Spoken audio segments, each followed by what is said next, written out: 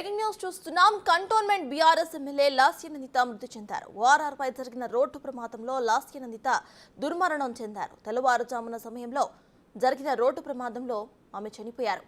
ఈ ఘటనలో కారు డ్రైవర్కు తీవ్ర గాయాలయ్యాయి.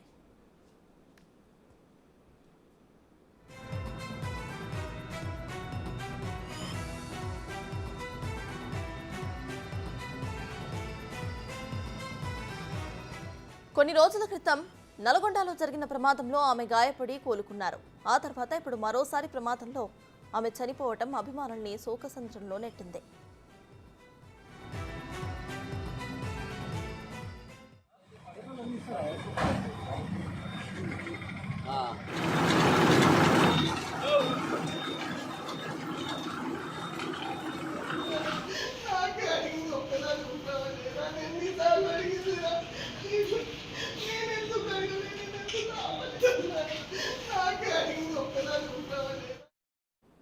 కంటోన్మెంట్ ఎమ్మెల్యే మృతితో బీఆర్ఎస్ శ్రేణులు షాక్ అయ్యారు.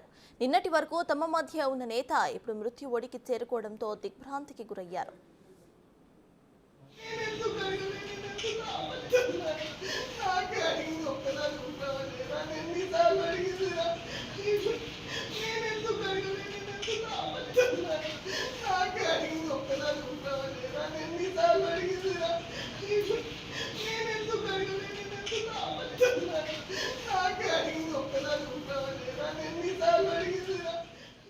నందిత ప్రయాణిస్తున్న కారు అదుపు తప్పి డివైడర్ ఢీకొట్టి ప్రమాదానికి గురైనట్టు తెలుస్తోంది. ఇదే విషయంపై పూర్తి డీటెయిల్స్ ను మా ఎడిటర్ ఇన్ చీఫ్ పీవీ అందిస్తారు. పీవీ, చెప్పండి. ప్రెజెంట్ మనం చూస్తే ఇక్కడ నందిత ప్రయాణిస్తున్న కారు అదుపు తప్పి ప్రమాదానికి గురవ్వటము, ఇక ఆవిడ చనిపోవటం మనం చూస్తున్నాము. సో దీనిపై మీ దగ్గర ఉన్న అప్డేట్స్ ఏంటి? ప్రమాదవశాత్తు జరిగినటువంటి కొద్దిసేపటి క్రితం తెల్లారుజామున జరిగిన ప్రమాదాల్లో తాజాగా ఎన్నికైనటువంటి చిన్న వయస్కురాలైనటువంటి నందిత చనిపోవడం అనేటువంటిది చాలా విషాదకరమైంది. ఎందుకంటే ఆమె తండ్రి కూడా సుదీర్ఘకాలం రాజకీయాల్లో సాయాన్ని ఉన్నాడు. 94 నుంచి దాదాపుగా 2018లో కూడా ఎన్నికయ్యాడు. అనారోగ్య కారణాలతో ఆయన అకాల మరణం, ఎలక్షన్ల ముందు కొద్ది రోజుల ముందే అకాల మరణం పొందాడు. ఆ స్థానాన్ని తన కూతురికి బీఆర్ఎస్ పార్టీ టికెట్ ఇవ్వడం, ఆమె గద్దర్ ప్రజాగాయకుడు గద్దర్ కూతురుపై గెలిచినటువంటి సందర్భం. కానీ సాయన్న కూడా చాలా కష్టపడి ఒక దళిత కుటుంబంలో జన్మించినటువంటి సాయన్న 94లో ఆనాడు తెలుగుదేశంలో చేరి 94 నుంచి కూడా దాదాపుగా సుదీర్ఘకాలం ఆయన రాజకీయాల్లో మధ్యలో ఒకసారి ఓడిపోయిన తర్వాత కాలంలో ఆయన గెలుస్తూ వచ్చినటువంటి పరిస్థితి మనం చూస్తున్నాం. ఆయనకున్నటువంటి 94 కానీ 2009, 14, 18 అదేవిధంగా 23 వరకు కూడా 18-23 వరకు కూడా ఆయన ఉన్నాడు. జస్ట్ ఎలక్షన్స్ ముందు మాత్రమే అనారోగ్యంతో మృతి చెందినటువంటి పరిస్థితి. కాబట్టి అంటే సుదీర్ఘకాలం రాజకీయాల్లో ఉన్నటువంటి కుటుంబం నుంచి వచ్చినటువంటి ఒక మహిళ, అందులోనూ చదువుకున్న మహిళ ఇట్లా తెల్లారుజామున అకాల మరణం పొందడం అనేటువంటిది అందరికి కూడా ఒక రకంగా కుటుంబాన్నే కాదు రాజకీయాల్లో ఉన్నటువంటి వాళ్ళందరూ పార్టీలకు అతీతంగా కూడా అందరూ కూడా ఒక విషాదంలో ఉండిపోయినటువంటి పరిస్థితి కనపడుతుంది. ఎందుకంటే ఒక అవకాశం, రాజకీయాల్లో అవకాశాలు తక్కువ, మహిళలకి అవకాశాలు చాలా తక్కువగా వస్తాయి. కుటుంబం నేపథ్యం ఉండటం, ఆమె కార్పొరేటర్ గా కూడా గతంలో ఉండటం, అన్ని రకాలుగా కూడా ఆమె కూడా రాజకీయాల్లో తండ్రితో పాటు రాజకీయ వారసత్వం తీసుకొని యాక్టివ్ గా పనిచేస్తూ వచ్చింది. చాలా కొద్ది కాలంగా ఆమె ఎమ్మెల్యే కాకముందు నుంచి కూడా రాజకీయాల్లో యాక్టివ్ గా, ఎందుకంటే 2 కుమార్తెలు, ఒక కుమారుడు సాయన్నకి ఉన్నారు. ఈ రకమైనటువంటి కొంత యాక్టివ్ గా, ఎందుకంటే ఇంత కాంగ్రెస్ వేవ్లో కూడా హైదరాబాద్ సీటులో మొత్తం బీఆర్ఎస్ గెలుచుకుంది. పైగా అవతల గద్దరన్న కూతురు ఉన్నప్పటికీ కూడా ఆమె కుటుంబ నేపథ్యం, సాయన్నకు ఉన్నటువంటి మంచి పేరు, ప్రధానంగా సాయన్నకు ఉన్నటువంటి పేరు, సాయన్న అంతిమయాత్రప్పుడు కూడా కొంత వివాదం చోటు చేసుకుంది. ప్రభుత్వం ఆనాడు ఉన్నటువంటి బీఆర్ఎస్ ప్రభుత్వం, కేసీఆర్ సర్కారు ఒక ప్రభుత్వ లాంఛనాలతో నిర్వహించలేదనేటువంటి ఆగ్రహం కూడా ఆనాడు వ్యక్తమైనటువంటి పరిస్థితి. ఎందుకంటే సాయన్నకున్నటువంటి గుర్తింపు కానీ, సాయన్న సౌమ్యుడిగా, వివాద రహితుడిగా, ఆ రకంగా అన్ని రకాలుగా ఆయనకి మంచి గుర్తింపు ఉన్నటువంటి పరిస్థితుల్లో ఆ కుటుంబం నుంచి వచ్చినటువంటి, ఎందుకంటే ఒక దళిత కుటుంబం నుంచి ఎదిగి వచ్చి ఒక మహిళ రాజకీయాల్లో కూడా వచ్చి ఇంతటి ప్రతికూల పరిస్థితుల్లో కూడా గెలిచి కొద్ది కాలమే, జస్ట్ 3 నెలలు కూడా కాకముందే ఈ రకమైనటువంటి ప్రమాదంలో చనిపోవటం అనేటువంటిది అందరినీ కలిసివేసినట్టు అంశంగా అయితే ఉంది.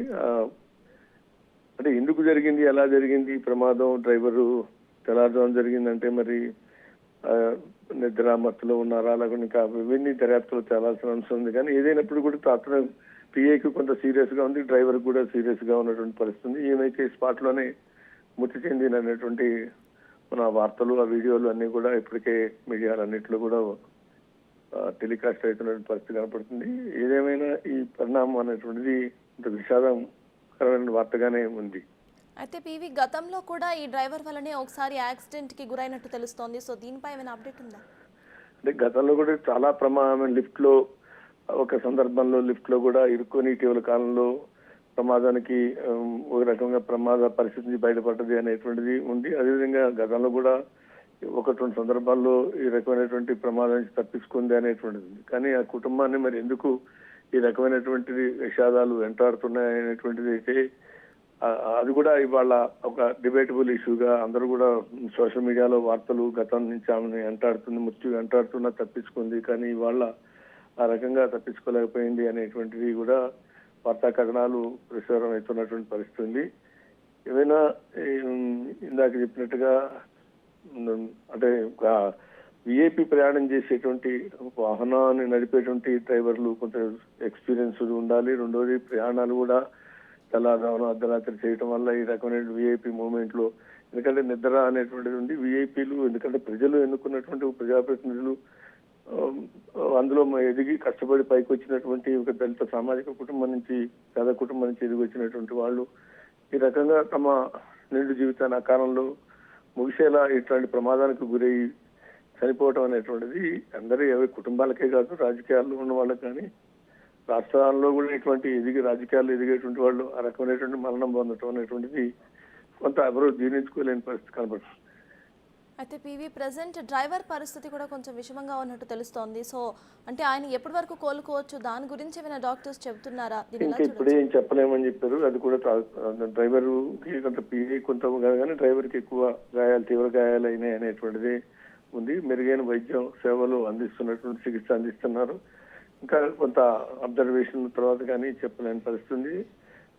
ఎందుకంటే ప్రమాదం జరిగిన తీరు చూస్తే మనకు ఆ దృశ్యాలు, ఫోటోలు మీడియాలో వస్తున్నాయి. ఆ దృశ్యాలు చూస్తే కనుక రైలింగ్ ఢీకొని కారు మధ్య భాగం దాకా కూడా పూర్తిగా దెబ్బతిన్నటువంటి పరిస్థితి ఉంది. కాబట్టి ఆ ఎయిర్ బ్యాగ్స్ ఉన్నాయా, ఎయిర్ బ్యాగ్స్ ఓపెన్ అయినాయా అనేటువంటిది ఏమైనప్పటికీ కూడా, ఎందుకంటే ఎయిర్ బ్యాగ్స్ ఉన్నా కొంతవరకు రక్షణ కల్పిస్తాయి, కానీ ఎయిర్ బ్యాగ్స్ పూర్తిగా రక్షణ అంత ఆ స్థాయిలో ప్రమాదం జరిగినప్పుడు ఎయిర్ బ్యాగ్స్ కూడా లోపల ఉన్నటువంటి వాళ్ళు రక్షించలేని పరిస్థితి ఉంటుంది. ప్రమాదం చాలా తీవ్ర స్థాయిలో మరి ఎంత స్పీడ్ లో ఉన్నారు, ఎందుకు జరిగింది, ఏమైనా అడ్డొస్తే జరిగిందా లేకుంటే ఎట్లా జరిగింది అనేది ఇంకా దర్యాప్తులు తేలాల్సింది. కానీ జరిగిన తీరు మాత్రం చూస్తే, ఆ దృశ్యాలు చూస్తే మాత్రం ఎయిర్ బ్యాగ్స్ ఉన్నా, సేఫ్టీ ఎంత ఉన్నప్పుడు కూడా ప్రమాదం నుంచి తప్పించుకోవడం అంత ఈజీ కాదన్నట్టుగా దృశ్యాలు అయితే కనపడుతున్నాయి. కాబట్టి డ్రైవర్ కోలుకోవాలని కోరుకున్నాం, కానీ ఇంకా డాక్టర్లు ఇప్పుడే ఏం చెప్పలేని పరిస్థితి అయితే కనపడుతుంది. ఫిబ్రవరి నెలలోనే వాళ్ళ నాన్న సాయన్న కూడా మృతి చెందినట్టు తెలుస్తోంది. సో ప్రెసెంట్ వాళ్ళ కుటుంబ సభ్యులు ఏమంటున్నారు? కుటుంబ సభ్యులు ఇందాక అన్నట్టుగా, ఎందుకంటే అది ఎవరు వర్ణాతీత విషాదం, ఎవరు కూడా వాళ్ళని వాదార్చడం అనేది కొంత కష్టంతో కూడుకుంది. ఎందుకంటే ఇద్దరు ఆడపిల్లలు, ఒక కొడుకు ఉన్నాడు సాయన్నకి. సాయన్న కూడా రాజకీయాల్లో 93 దాకా చెప్పినట్టుగా సుదీర్ఘకాలం రాజకీయాల్లో ఉన్నాడు. శాసనసభ్యుడిగా ఆయనకున్న మంచి పేరు, గుర్తింపు, ఆయనకున్నటువంటి సౌమ్యుడు, ఈ రకమైన అన్నిటితో ఆ కుటుంబానికి కూడా ఆ రకమైనటువంటి గుర్తింపుతోనే ప్రజలు ఆదరించారు. గెలుస్తూ వచ్చినటువంటి పరిస్థితి మధ్యలో ఒకసారి తప్ప సుదీర్ఘకాలం సాయన్న గెలుస్తూ వచ్చాడు. ఆయన సాయన్న కూతురు కూడా గెలిచింది. ప్రజలు ఎన్నుకున్నటువంటి పరిస్థితి కనపడుతుంది. ఈ కాంటెస్ట్ లో ఆమె ప్రమాదంలో చనిపోవటం అనేటువంటిది కొంత కుటుంబానికే కాదు, ఆ కంటోన్మెంట్ ప్రజలకి, అదేవిధంగా ఓవరాల్ గా రాజకీయాల్లో ఉన్న వాళ్ళకి కూడా కొంత విషాదం. కుటుంబంని మనం చూస్తున్నాం, వీడియోలు, దృశ్యాలు చూస్తున్న వాళ్ళ కుటుంబం యొక్క వాళ్ళ ఆ దుఃఖాన్ని ఎవరు ఆపలేని పరిస్థితి కనపడుతుంది. Right, thank you PV.